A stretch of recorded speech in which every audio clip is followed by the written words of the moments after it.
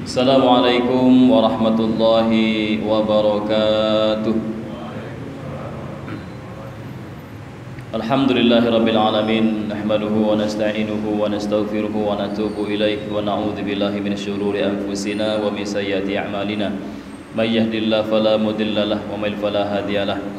Allahumma shalli ala sayyidina Muhammad wa ala ali sayyidina Muhammad.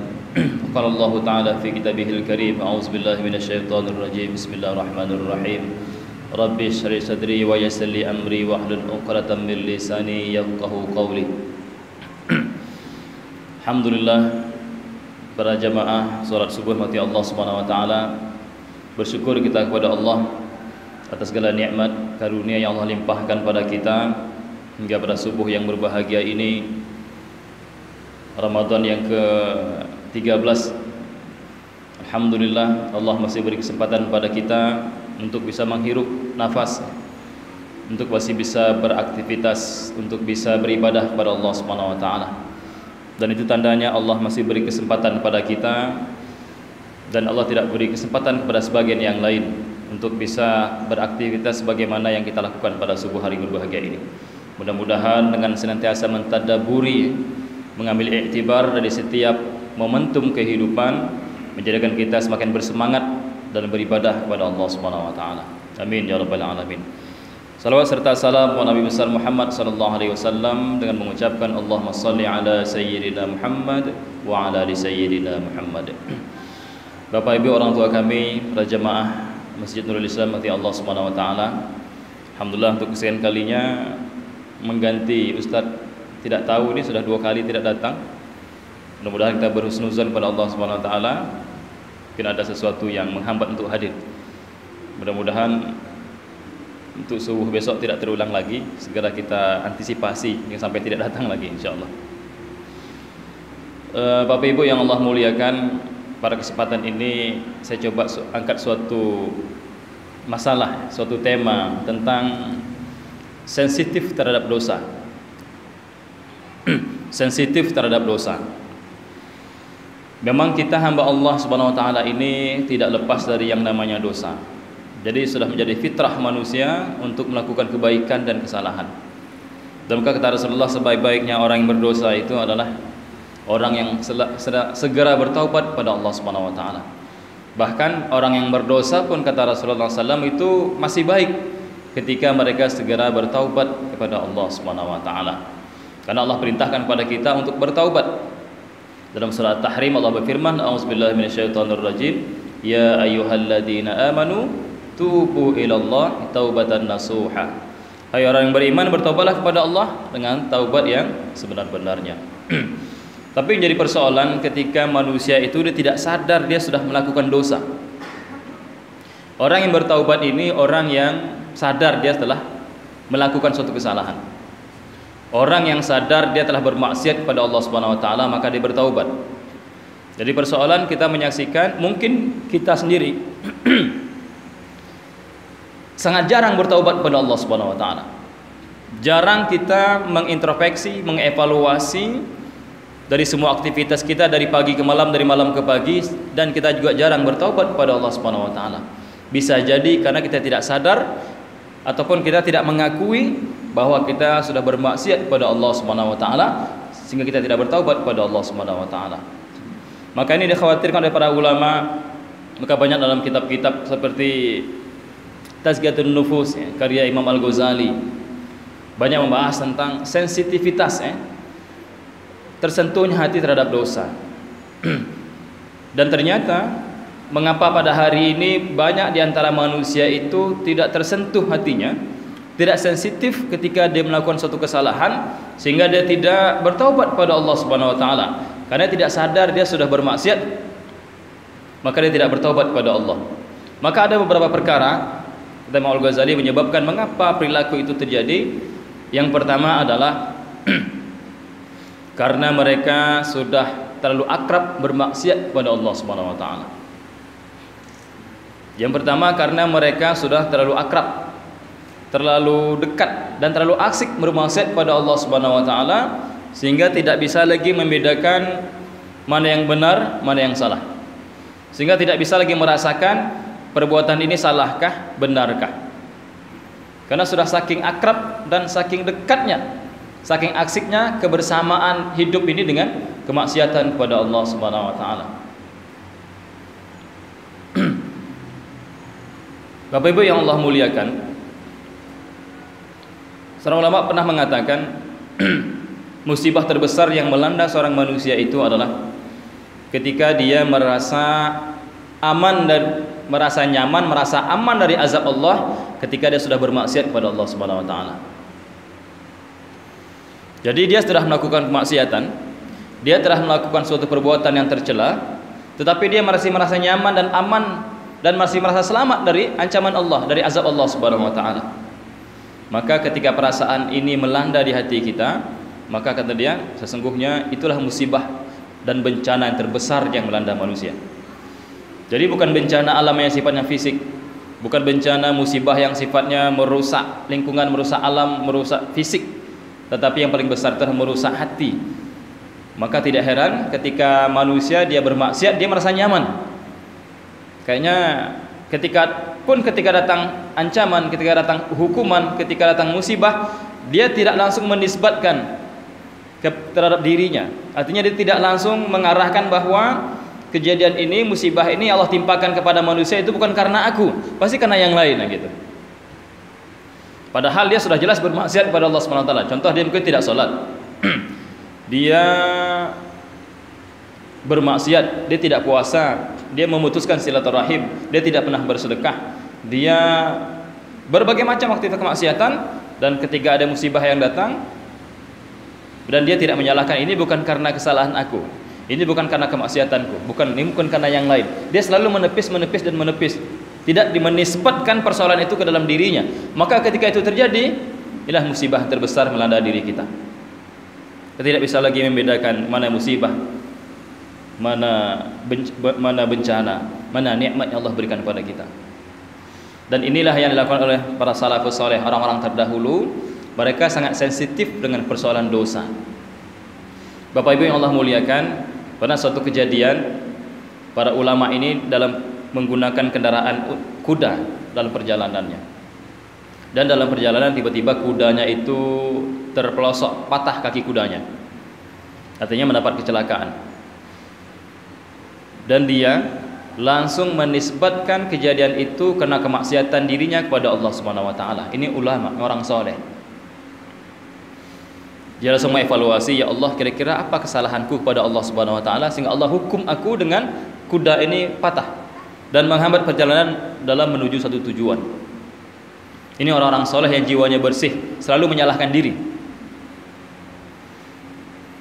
Mungkin kita dalam perjalanan, entah ban bocor, entah mobil rusak, atau apalah, entah nabrak kucing, entah nabrak anjing, atau nabrak kayu, nauzubillah nabrak orang gitu ya. Kira-kira menisbatkan kesalahan itu kepada siapa? Menyalahkan motor ini mengapa pecah, atau menyalahkan kucing yang lewat, atau menyalahkan orang yang menyenggol kita dan sebagainya, atau kita menyalahkan diri kita kepada Allah Subhanahu wa taala, ya Allah, apa kemaksiatan aku lakukan sehingga Engkau hukum aku seperti ini? Atau jangan-jangan tadi pagi sahurnya terlambat gitu ya. Atau jangan-jangan tadi pagi bangun tidur sudah berseuzon kepada saudara kita. Atau mungkin keluar rumah sudah mengeluarkan kata-kata yang tidak baik kepada saudara kita. Ataupun banyak alasan yang bisa kita cari yang merusak hubungan kita dengan Allah sehingga Allah hukum kita. Mengapa ini terjadi? Karena sensitif terhadap dosa. Hatinya bersih, hatinya luas, hatinya jernih, sehingga dia sangat gampang mencari kesalahan dirinya. Tetapi yang terjadi pada hari ini, banyak orang menisbatkan kesalahan itu bukan karena dirinya dengan Allah Subhanahu wa taala, tetapi dia mencari alasan yang di luar dirinya. Mengapa semalam motor ini tak dicek dulu di bengkel ya, gitu kira-kira, sehingga pagi ini tak perlu lagi bocor gitu ya. Mengapa kucing ini melintas depan kita, bukan depan orang lain saja begitu ya. Dan banyak alasan untuk kita cari yang di luar lingkungan kita. Dan itu bukan hanya terhadap diri kita, juga keluarga kita, Bapak Ibu Allah muliakan. Ini suatu kejadian nyata yang terjadi di Indonesia. Saya juga dikisahkan tentang ini. Ada seorang dosen ya, ini berhubung profesinya dosen. Dia seorang dosen dan punya anak-anaknya kuliah. Anaknya ini dalam proses kuliahnya itu luar biasa hambatannya. Artinya tidak mulus ya. Ketika bimbingan skripsi sama dosennya selalu ditolak gitu. Ketika proses-proses kuliahan itu selalu mendapat hambatan-hambatan yang menghambat dia untuk menyelesaikan kuliahnya. Sampai-sampai skripsinya itu dianggap sampah oleh dosennya gitu. Sudah mau selesai dianggap sampah, dilempar begitu. Itu sudah level tinggi, itu sudah dahsyat itu. Dan ternyata anaknya ini menangis, perempuan, kalau tidak salah saya kedokteran kalau tidak salah. Itu menangis pulang ke rumahnya, mengadu ke mak ayahnya. Kok bisa begini? Dan ayah seorang dosen juga. Kemudian istrinya mengajak suaminya, kita berunding. Yuk kita evaluasi, mengapa anak kita jadi seperti ini gitu. Mengapa proses kuliah yang terhambat? Berbagai macam alasan sehingga dia tidak bisa menyelesaikan studinya. Kata istrinya, wahai suamiku, mari kita evaluasi apa yang salah dengan kita ini. Ini istri yang luar biasa, mengevaluasi. Coba kita cari apa salahnya. Dan ternyata dievaluasi, suaminya ini dosen, begitu juga dengan mahasiswa. Jadi karma lah istilahnya, Pak. Jadi kebalikan. Jadi ternyata dia juga merusak hubungan dengan manusia. Dia juga melakukan hal yang sama terhadap mahasiswa yang lain, bimbingan dia gitu, mahasiswa dia. Ternyata Allah hukum dia dengan anaknya dengan dosen lain. Makanya kata istrinya, ya sudah, kita sama-sama bertaubat kepada Allah Subhanahu wa taala. Akhirnya suaminya tidak mengaku, lama-lama akhirnya mengaku juga. Aku begitu juga dengan mahasiswa bimbinganku dan mahasiswanya sebagainya. Maka kata istrinya, wahai suami, kembali kita bertobat pada Allah Subhanahu wa taala. Istighfar, bertobat, mohon ampun pada Allah. Akhirnya mereka berangkat umrah. Karena parah sekali ini penyakitnya. Perilaku begini. Akhirnya mereka umrah, mereka bertobat kepada Allah, dan alhamdulillah setelah pulang, setelah membersihkan hatinya, setelah mengikis perilaku-perilaku buruk seperti itu, akhirnya Allah mudahkan urusan anaknya dalam menyelesaikan proses perkuliahan. Dan ternyata tidak hanya urusan dengan Allah Subhanahu wa taala, urusan dengan manusia pun Allah hukum kita. Dan banyak mungkin di antara kita, saya sendiri tidak sensitif hal-hal seperti ini. Karena kesalahan kita dengan Allah, kesalahan kita dengan manusia, Allah hukum kita dengan keluarga kita, dengan kejadian-kejadian yang merugikan kita. Maka di sini perlunya kita untuk bersegera bertobat pada Allah Subhanahu wa taala. Bersegera sensitif hal-hal seperti ini. Makanya yang pertama tadi adalah bisa jadi karena tidak sensitif itu karena sudah terlalu akrab bermaksiat dengan Allah Subhanahu wa taala. Sudah enjoy melakukan kemaksiatan, sudah nyaman melakukan kemaksiatan, sehingga tertutup hijab kebaikan itu. Ketika ada nasihat sekalipun dia tidak mampu membacanya. Ketika ada musibah sekalipun dia tidak mampu mencernanya. Karena sudah buta hatinya. Khatamallahu ala qulubihim. Sudah Allah tutup pintu hatinya. Ini musibah yang paling besar. Kemudian yang kedua, selain akrab dalam kemaksiatan, yang kedua dia tidak mau meninggalkan lingkungan kemaksiatannya. Jadi kalau kita sudah bersepakat ingin bertobat kepada Allah Subhanahu wa taala, sudah ingin keluar dari kehidupan yang tidak baik, maka kita harus keluar dari lingkungan itu. Kita tinggalkan hal-hal yang mengarahkan pada hal seperti itu. Sebagai contoh, ini juga saya baca dalam sebuah kisah-kisah orang yang bertobat kepada Allah Subhanahu wa taala. Dia punya media sosial. Jadi ketika dia punya, contoh punya Facebook, punya Twitter, IG dan sebagainya, justru kehadiran media sosial itu bukan kebaikan, bukan dilakukan, bukan digunakan, bukan untuk melihat hal yang baik-baik. Intinya untuk yang tidak baik. Maka salah satu cara bertobat adalah dia menghapus aplikasi itu. Menghapus aplikasi-aplikasi itu karena kontribusinya, keberadaan aplikasi media sosial itu di HP-nya lebih banyak keburukan daripada manfaatnya, maka dihapuskan. Salah satu bentuk cara melepaskan diri dari lingkungan yang tidak baik itu. Nanti kapan dibutuhkan lagi, ketika sudah merasa kuat, sudah merasa bersih hatinya, sudah mampu dia menjaga matanya, menjaga hatinya, menjaga perilakunya, baru di-download lagi aplikasi itu. Ini contoh-contoh untuk agar kita tidak terlalu panjang terlena dengan lingkungan kemaksiatan. Karena kita sudah bertobat sekalipun, kalau lingkungan yang tidak baik, bahkan kita menyaksikan kemaksiatan itu di depan mata kita, kita sudah meninggalkannya, itu tidak bisa juga. Maka kata Imam Ghazali, ini namanya taubat yang diragukan. Taubat, sudah bertaubat tetapi lingkungannya masih itu gitu. Dari taubat yang diragukan. dia akan kembali kepada hal-hal seperti itu. Terakhir Bapak Ibu yang Allah muliakan, ini suatu perilaku orang kafir ketika Allah gambarkan dalam Quran dalam surah Al-An'am ayat 27-28. Yang mana kata Allah, yang artinya orang kafir itu ketika dihadapkan ke dalam dihadapkan kepada mereka neraka, maka mereka secara spontan mengatakan, ya Allah, kalau seandainya kami diberi kesempatan untuk kembali ke dunia, maka Engkau pasti akan dapati kami termasuk orang-orang yang tidak mendustakan ayat-ayat Engkau dan kami beriman kepada Engkau. Ini kata orang kafir ketika Allah hadapkan. Ini Allah kisahkan dalam surah Al-An'am ayat 27-28. Ketika dihadapkan di hadapan mereka siksaan neraka, dihadapkan kepada mereka neraka, ditampakkan di hadapan mereka siksaan neraka itu. Dan secara spontan mereka mengatakan, ya Allah, kalau seandainya kami diberi kesempatan ke dunia, maka kami tidak akan mendustakan ayat-ayat Engkau dan kami akan beriman kepada Engkau. Maka Ibnu Katsir menafsirkan ayat ini, sesungguhnya spontanitas pernyataan orang kafir dia ingin bertaubat itu, dia ingin beriman kepada Allah, dia ingin tidak mendustakan ayat Allah, itu dikarenakan apa? Karena takut, ya. Karena takut bahwa siksaan sudah di depan mata. Maka kata Ibnu Katsir, mengapa pernyataan itu muncul? Karena spontanitas, karena dia takut akan siksaan. Kalau seandainya siksaan itu tidak di depan mata, dia tidak akan mengatakan seperti itu. Nah, itu maknanya. Bapak Ibu yang Allah muliakan, ini walaupun untuk orang Allah gambarkan sifat orang kafir, tetapi kalau kita nisbatkan ke kita, pernah kita begini, ketika ada satu kejadian yang akan mencelakakan kita, tiba-tiba kita berbuat baik pada Allah Subhanahu wa taala. Ini pernah dikisahkan seorang teman, anggota dewan DL, ya, perjalanan dinas ke Jakarta. Anggota dewan dalamnya. Tiba-tiba dalam perjalanan itu turbulensi, cuaca tidak bagus.